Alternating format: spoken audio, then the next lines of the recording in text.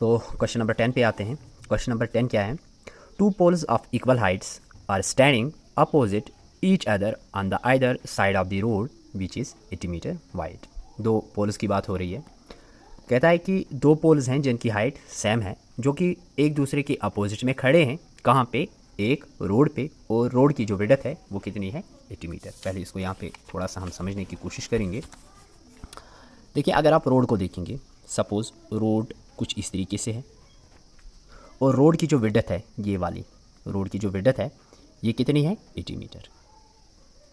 अगर एक पोल में यहाँ पे खड़ा करूँ, एक पोल में यहाँ पे खड़ा करूँ, मीन्स ये दो पोल्स जो हैं ये एक दूसरे के अपोजिट में खड़े हैं और इन पोल्स की जो बीच की डिस्टेंस है वो कितनी है? 80 मीटर, जो कि विड्थ है किसकी? इस रोड की। तो इस रोड को हम कुछ इस तरीके से बना लेते हैं। ये सपोज़ करते हैं ये रोड है, इस पॉइंट पे मैं एक पोल को खड़ा करता हूँ और इस पॉइंट पे मैं दूसरे पोल को खड़ा करता हूँ। लेकिन इन पोल्स की जो हाइट है वो दोनों की क्या है? सेम। और ये विड्थ है किसकी? रोड की। ये विड्थ जो है ये 80 मीटर है। ठीक। अब क्या कह रहा है?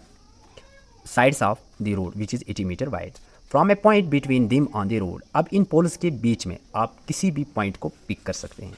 इन पोल्स के बीच में ये एक पोल है, ये दूसरा पोल है, आप कहीं भी इस रोड के ऊपर कोई भी पॉइंट ले सकते हैं। सपोज करते हैं मैंने ये पॉइंट लिया पोल्स के बीच में। क्या कहता है? Between on the road the angle of elevation on the top of the poles are 60 and 30 metre. अब ये पॉइंट जो है ये एंगल ऑफ एलिवेशन बनाता है, यानी कि ऊंचाई का एंगल बनाता है। किसे? Top of the poles. एक पोल का टॉप ये है, दूसरे पोल का टॉप ये है, यानी कि इस टॉप से भी ये एक एंगल बनाता है, एंगल ऑफ एलिवेशन, और इस टॉप से भी ये एक एंगल बनाता है जिसे आप एंगल ऑफ एलिवेशन कहते हैं। ठीक, ये वाला एंगल। और क्या कहता है? जो एंगल्स हैं वो क्या है? 60 एंड 30। आपकी मर्जी है 60 कहाँ लेंगे, 30 कहाँ लेंगे। सपोज करते हैं यहाँ पे इसने इस टॉप के साथ जो एंगल बनाया वो 60 है और इस टॉप के साथ जो एंगल बनाया वो कितना है? 30 respectively. Find the height of the pole and the distance of the point from poles. अब हमें क्या पूछा गया है? हमसे ये पूछा गया है कि आप हमें बताइए इस पोल की हाइट क्या है। ठीक, अगर हमें इस पोल की हाइट पता या फाइंड करेंगे, पता जब चलेगी, तो मीन्स इस पोल की भी हाइट उतनी ही होगी, क्योंकि दोनों पोल्स की जो हाइट है वो तो सेम है। तो इन शॉर्ट हमें एक पोल की हाइट निकालनी है, एक चीज़। दूसरी, इस पॉइंट से लेकर इस पोल तक की कितनी डिस्टेंस है ये बतानी है। तो उस हिसाब से इस पॉइंट से लेकर इस वाली पोल तक की डिस्टेंस कितनी होगी वो भी हम फाइंड कर सकते हैं। लेकिन बताया गया है कि जो टोटल डिस्टेंस है वो कितना है? 80 मीटर। अब फिगर बनाकर इसे और अच्छे से समझेंगे।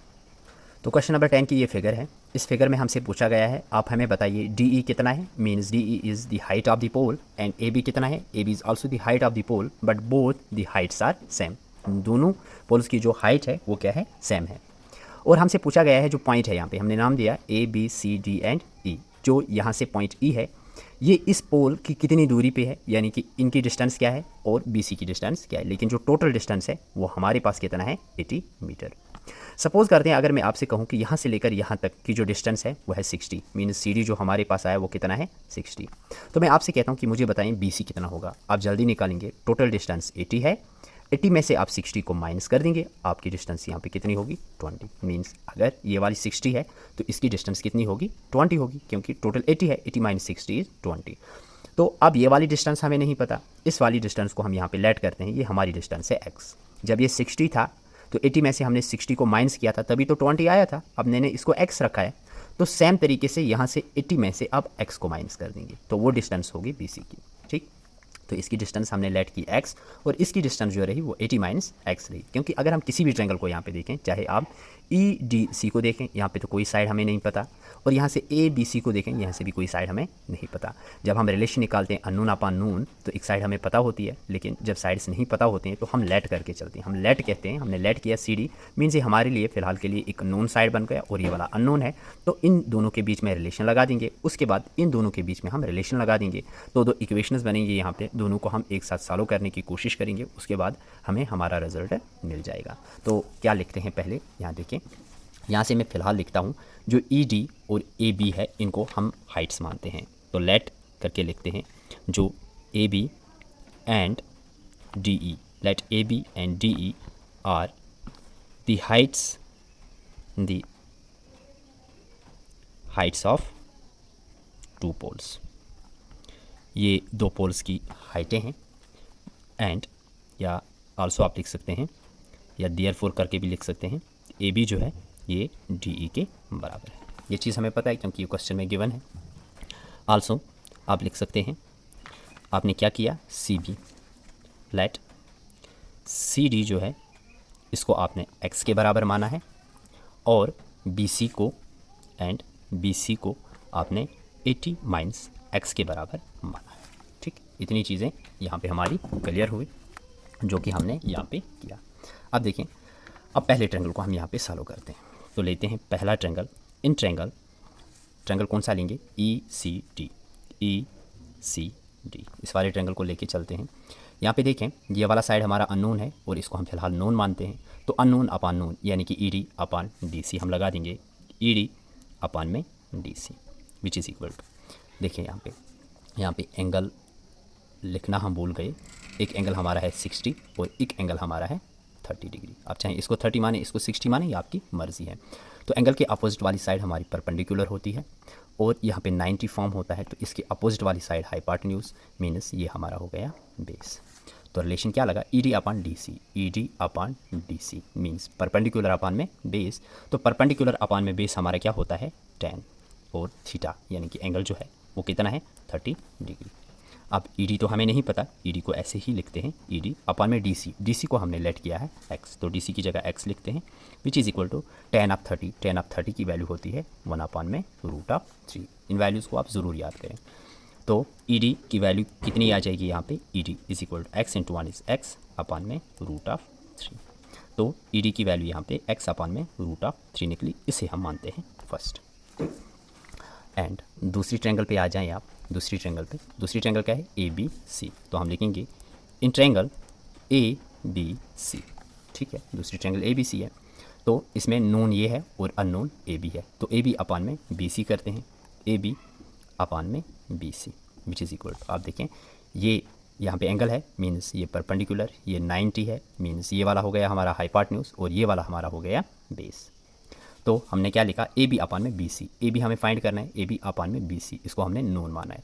तो परपेंडिकुलर अपान में बेस, फिर से हमारा क्या हुआ 10, तो 10 लिखते हैं और इस टाइम जो यहाँ पे एंगल है वो है 60 डिग्री। तो ए बी को इसी तरीके से आप लिखें, बी सी जो है यहाँ पे आप देखें, बी सी को मैंने लेट किया है 80 माइनस के एक्स और 10 ऑफ 60 की वैल्यू कितनी होती है, √3। तो ए बी कितना आ जाएगा, A B is equal to, cross करें यहाँ से, A B into 1 is A B which is equal to 80 √3, 80 minus √3 into x is √3x। ठीक, तो ये आई ए बी की वैल्यू, इससे हम इक्वेशन सेकंड मानते हैं। ठीक, अब देखें ई डी और ए बी, आप यहाँ से देखें ई डी और ए बी इन दोनों की डिस्टेंस सेम है मीन्स हमने पहले भी लिखा है यहाँ पे ई डी जो है वो ए बी के बराबर है। अगर ई डी ए बी के बराबर है, यहाँ पे आ जाएं, अगर ई डी ए बी के बराबर है तो देखें यहाँ से ई डी जो है वो ए बी के बराबर है। अगर इन दोनों के एल एच एस आपस में बराबर हैं तो इनके आर एच एस भी आपस में बराबर होंगे। तो हम लिखेंगे from equation first and second, equation first and second को जब आप देखेंगे तो x अपान में √3 जो होगा ये किसके बराबर होगा, 80 √3 माइनस के √3x। ठीक, इसका जो LHS है वो इसके LHS के बराबर होगा। तो यहाँ से भी क्रॉस कर सकते हैं, x is equal to 80 √3 into √3 is 3, this is 80 into में 3 माइनस √3 इज़ 3 इंटू में x। ठीक, अब माइनस 3x को यहाँ पे ले आते हैं तो ये x प्लस 3x बनेगा which is equal to 80 into 3 this is 0 24। तो 3x plus x is 4x which is equal to 240, x is equal to 240 upon में 4। तो x इज़ इक्वल 4 6 24, 4 0 0। तो x की हमें यहाँ पे वैल्यू क्या मिली 60। तो x हमने क्या लेट किया है, x हमने यहाँ पे देखें, हाँ फिगर यहाँ पे है, x हमने लेट किया है CD। तो CD हमारा कितना निकला 60, देयरफॉर जो CD हमारा निकला CD इज इक्वल टू 60। और CD के साथ साथ आप देखिए BC किसके बराबर है 80 माइनस के x और x की वैल्यू क्या निकली 60। तो 80 माइनस के 60 विच इज़ इक्वल टू 20। तो ये वाली डिस्टेंस जो थी ये हमारी 60 निकल के आ गई और ये वाली डिस्टेंस हमारी 20 निकल के आ गई। तो ये दो चीज़ें हमने यहाँ पे निकाली। अब निकालनी क्या है हमें, हाइट ऑफ पोल। अब हाइट देखें, हम यहाँ से लिखेंगे put value of x in equation, आप फर्स्ट में डाल दीजिए या सेकंड में डाल दीजिए। देखें ED हमें निकालना है या हमें AB निकालना है, दोनों में हमें एक निकालना है, तो दोनों की हाइट निकल के आ जाएगी। अगर आप x की वैल्यू यहाँ पे डाल देंगे तो ED निकल के आ जाएगा, अगर x की वैल्यू आप यहाँ पे डाल देंगे तो AB की वैल्यू निकल के आ जाएगी। चाहे आप AB निकालें या ED निकालें, तो दोनों में एक को निकालें तो हाइट हमें मिलेगी। इसलिए मैंने कहा put value of x in equation first. चलो इक्वेशन फर्स्ट में डाल देंगे, तो इक्वेशन फर्स्ट है ED is equal to x upon में रूट ऑफ 3। तो ED is equal to x की वैल्यू हमें क्या मिली, x की वैल्यू मिली हमें 60। ठीक है, यहाँ से देख सकते हैं आप x की वैल्यू हमें 60 मिली, तो यहाँ से लिखें 60 अपॉन में रूट ऑफ 3। तो रूट को नीचे नहीं छोड़ते, चलो रैशनलाइज़ कर देते हैं। रैशनलाइज़ करेंगे हम तो ये कितना आ जाएगा, 60 रूट 3, 60 रूट ऑफ 3 अपॉन में root 3 into root 3 is 3 which is equal to 3 1 ज़ार 3, 3 2 ज़ार 6, 3 0 ज़ार 0। तो 60 भी कटेगा रूट 3, और यूनिट भी लिख सकते हैं, वो मीटर में है तो आप यूनिट भी यहाँ पे लिख सकते हैं। तो ED कितना आया हमारा, ED हमारा आया 20 रूट ऑफ 3। अब देखें ऊपर फिर से AB एंड ED, या DE लिखें या ED, are the heights of two poles. ये दोनों आपस में बराबर थे, तो ये दोनों हाइट ऑफ पोल्स हैं, तो आप लिख सकते हैं देयरफॉर जो हाइट ऑफ पोल्स आया, हाइट ऑफ पोल्स वो कितना आया 20 रूट ऑफ 3 मीटर। तो हमने यहाँ से क्या निकाला, एक आपने डिस्टेंस निकाली इस पॉइंट से पोल तक, एक डिस्टेंस थी 60 और दूसरी डिस्टेंस क्या थी 20, और जो हाइट ऑफ पोल्स थी वो कितनी थी 20 रूट ऑफ 3 मीटर। तो ये हमारा हो जाएगा रिक्वायर्ड आंसर।